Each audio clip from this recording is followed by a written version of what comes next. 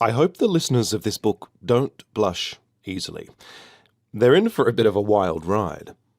The aim of this book is to explore sex from the ground up and hopefully give the audience a clear idea of where all the facets of human sexuality came from and why humanity's baffling array of passions, impulses and fetishes are the way they are. We'll start at the creation of sex approximately 2 billion years ago and chase it down our evolutionary family tree until we arrive at the present. While thousands of books on sex have been written over the years, this is the first book that seeks to weave together the grand narrative of sex in its entirety.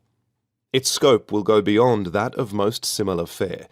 There is an entire genre of history devoted to exploring the cultural expressions of human sexuality over the past 5,500 years, but this book isn't so much about exploring in detail what the ancient Greeks liked to do with their genitals, so much as where their genitals came from. Furthermore, there is a genre of natural history that explores our sexual instincts, but it usually starts with primates, where sex is already extremely complex, dropping us in the deep end, trying to figure out where the bizarre habits of chimps, bonobos and gorillas came from in the first place. Moreover, these primate profiles are rarely linked to an in-depth historical exploration of sex in the 315,000 years of human history.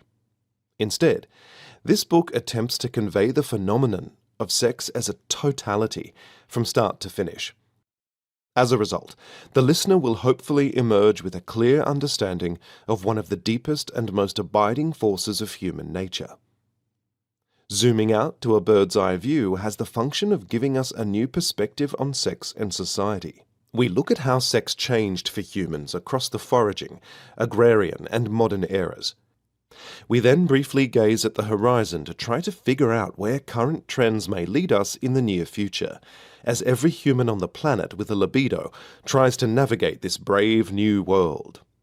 But instead of predicting one such future, we survey several.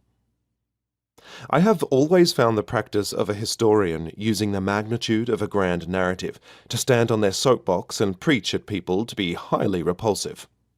Therefore, aside from telling a unified history of sex, this book has no gimmick or obnoxious thesis advocating for either the universal practice of promiscuity or a return to strict monogamy, like some other works on sex have done in the past.